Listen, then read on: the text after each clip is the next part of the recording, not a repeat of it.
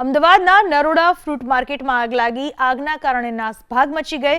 Fire વિભાગની 4 ગાડીઓ ઘટના સ્થળ પર પહોંચી. ભારે જહેમત બાદ આગ ઉપર કાબુ મેળવાયો. અમદાવાદના નરોડાની ઘટના છે, જ્યાં ફ્રૂટ માર્કેટમાં આગની ઘટના બની.